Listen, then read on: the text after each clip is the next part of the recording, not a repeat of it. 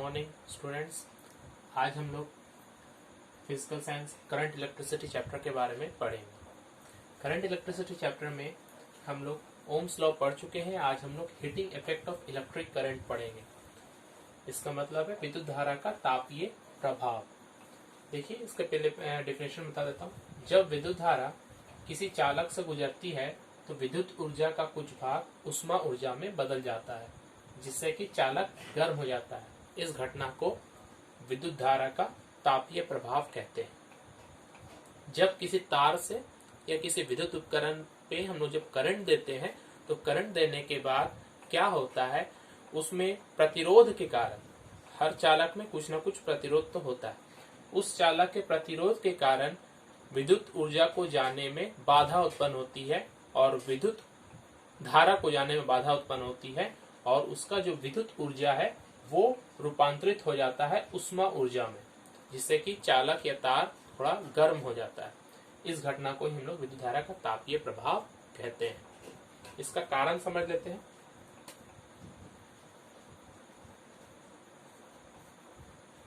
मान लेते हैं एक विद्युत चालक है,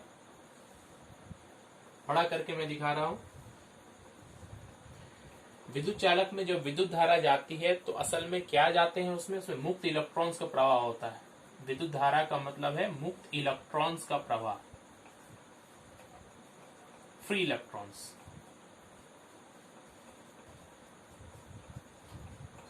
फ्री इलेक्ट्रॉन्स जब इसमें जाएंगे तब विद्युत का प्रवाह होगा। ये फ्री इलेक्ट्रॉन्स गति करते हैं, लेकिन इस चालक के अंदर में इन इलेक्ट्रॉन के अलावा भी दूसरे परमाणु पहले से ही हैं, इसके अपने परमाणु चालक के। मान लेते हैं वो अलग अलग जगह में परमाणु है ये सब।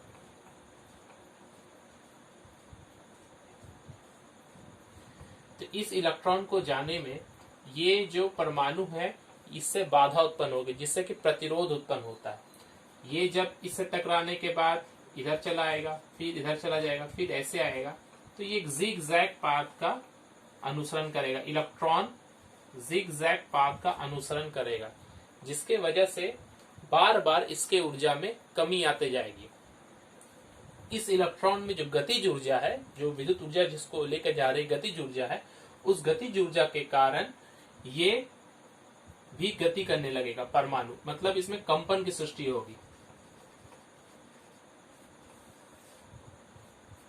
जब ये कंपित होने लगेगा, गति करने लगेगा, तो इसमें उष्मा ऊर्जा उत्पन्न होगी। हम लोगों ने पढ़ा है कि उष्मा ऊर्जा पदार्थ के अणुओं की गति से उत्पन्न होती है, तो ये गति करने के कारण ही उष्मा ऊर्जा उत्पन्न होगी और ये चालक गर्म हो जाएगा। तो अगर हम ये कहें कि किसी चालक का में विद्युत धारा का जो तापीय प्रभाव है वो असल में उसके प्रतिरोध के कारण उत्पन्न होता है, तो प्रतिरोध या रेजिस्टेंस जितना ज्यादा होगा उसमें प्रभाव उतना ही, या तापीय प्रभाव उतना ही अधिक होगा। तो मेन कारण है इसका प्रतिरोध।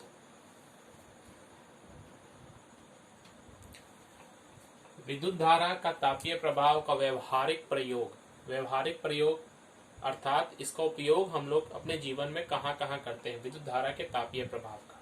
देखिए, विद्युत धारा का तापीय प्रभाव के कुछ नुकसान भी हैं, जिससे इलेक्ट्रिक करंट की बर्बादी होती है, विद्युत ऊर्जा की बर्बादी होती है।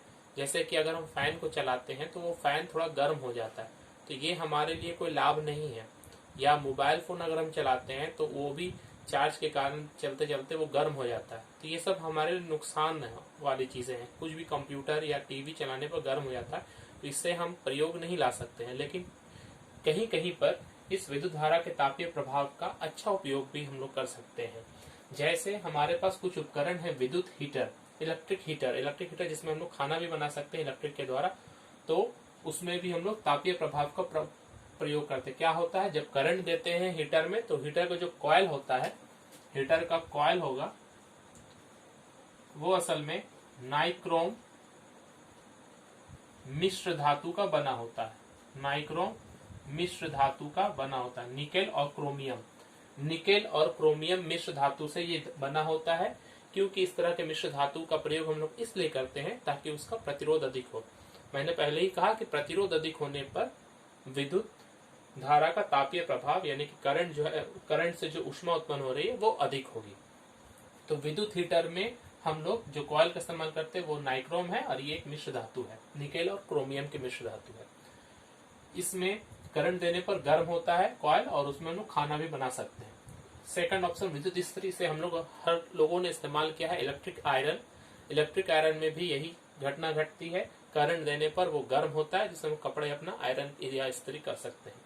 टोस्टर, टोस्टर मतलब जो टोस्ट बनाने के काम, यानी कि ब्रेड को सेकने के लिए जो हम लोग इलेक्ट्रिक टोस्टर का इस्तेमाल करते हैं, वो भी सेम प्रोसेस इलेक्ट्रिक करंट को उष्मा ऊर्जा में बदलता है।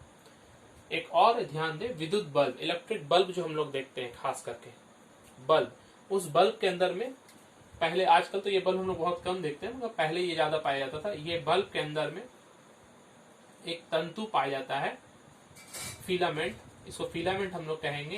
एक धातु का बना होता है जिसका नाम है टंगस्टन।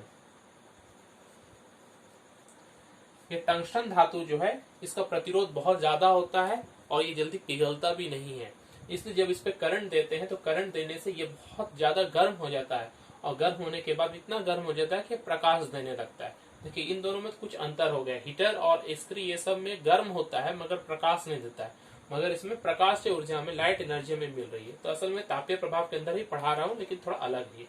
तो फिलामेंट में टंगस्टन धातु का जो बना होता है वो गर्म होकर ही प्रकाश देता है। तो ये हम लोग इसका व्यवहारिक प्रयोग यहाँ पर हम लोग सब देख सकते हैं।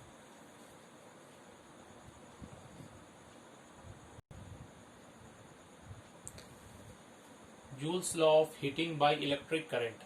जूल्स लॉ, जूल ने क्या बताया कि इलेक्ट्रिक करंट से जो तापीय प्रभाव उत्पन्न होता है वो किन किन बातों पर निर्भर करता है।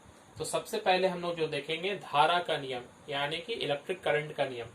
तो जूल ने कहा कि अगर हम किसी चालक में, मान लेते हैं ये एक चालक है ए बी, इस चालक में अगर हम आई करंट दे रहे हैं तो इसमें जो H उष्मा अगर उत्पन्न जो होगी, ये H उष्मा इस I पर कैसे निर्भर करेगी। तो उन्होंने कहा कि H जो है वो उस करंट के स्क्वायर के, धारा के वर्ग के समानुपाती होता है। मतलब अगर करंट को अगर हम 2 गुना बढ़ाएंगे तो 2 का स्क्वायर 4 गुना बढ़ेगा। करंट को अगर हम 3 गुना बढ़ाएंगे तो ये 3 का स्क्वायर 6 नहीं, याद रखिएगा 9 गुना बढ़ेगा।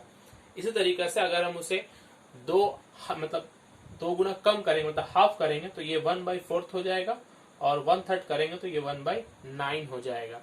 इसका मतलब है धारा का नियम में ये कहा जा रहा है कि किसी चालक में उत्पन्न ऊष्मा उसमें प्रवाहित विद्युत धारा के वर्ग के समानुपाती होती है, लेकिन कब, जब इस चालक का प्रतिरोध और जो करंट दे रहे हैं टाइम ये स्थिर रहेगा तब।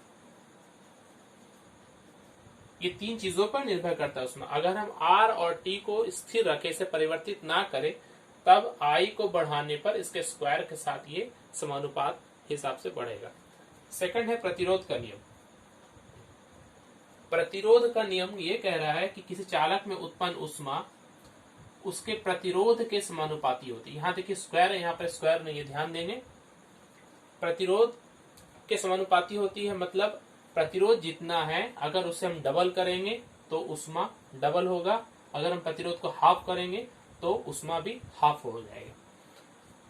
कंडीशन क्या है, जब I और T मतलब जितने टाइम तक हम करंट दे रहे हैं ये दोनों स्थिर हों।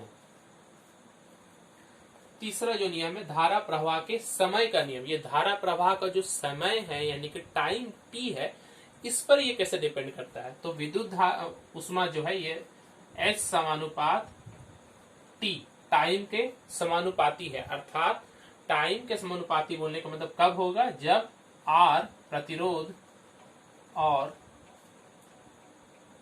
I ये दोनों स्थिर होंगे तब।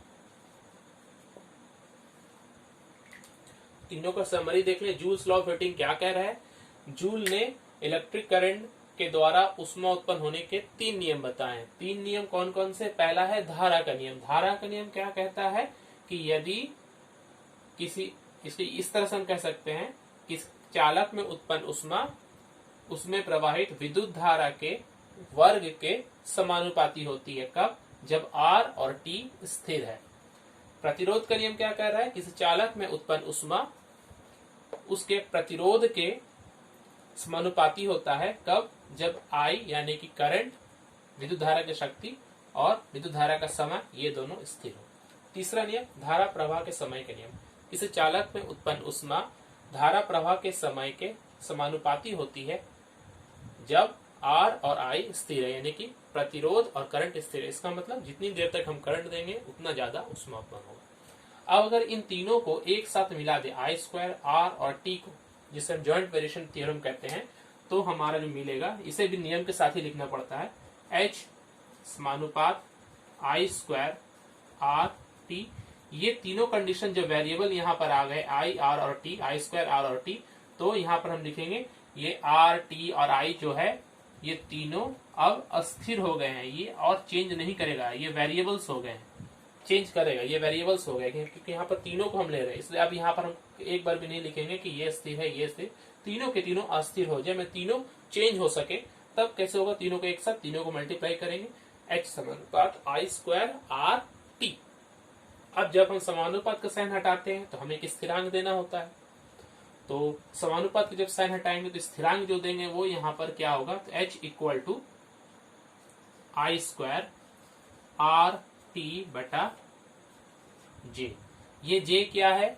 J है जूल तुल्यांक, जिसे हम लोगों ने 9 क्लास में पढ़ चुके हैं, जूल तुल्यांक या joules equivalent.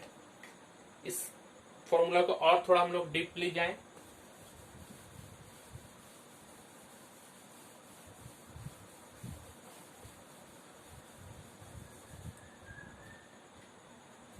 H equal to I square R T बटा J। ऐसा ही सिस्टम में J का मान होता है 4.2 जूल पर कैलोरी।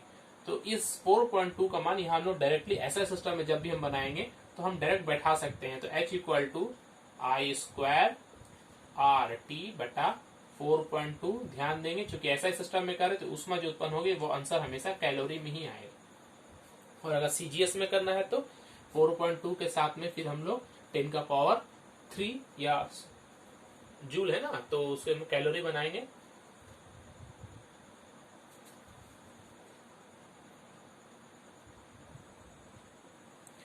CGS सिस्टम में अगर हम बनाएंगे तो हमें 10 का पावर 7 मल्टीप्लाई करना होगा, क्योंकि जूल में अर्ग जो होता है वो 10 का पावर 7 होता है। तो ज्यादातर हम CGS सिस्टम में नहीं, हम ऐसा सिस्टम में हम लोग को बनाने को मिलता है, इसलिए हम लोग डायरेक्ट याद रखें 4.2 बैठाना है और आंसर कैलोरी आएगा, हर समय कैलोरी आएगा, CGS में भी और SI में भी। कभी कभी देखा जाता है ये 4.2 इजी पुट करने पर डिवाइड हो जाएगा, और कभी कभी एक और यहाँ से फॉर्मूला हम लोग यूज करते हैं, H इक्वल टू, अगर 4.2 यहाँ पर सामने में कुछ नहीं है मतलब 1 है, तो 1/4.2 जो हम करते हैं तो हमारे पास एक नंबर आता है 0.24। तो इसी 4.2 जो नीचे में उसको ऊपर करेंगे तो 0.24 हो जाएगा। ये मत समझिए कि 2 को आगे 4 को बाद में लिखा है, ये असल में ये 1/4.2 जो है ये 0.24 के बराबर आता है। आप लोग इसको करके देख सकते हैं।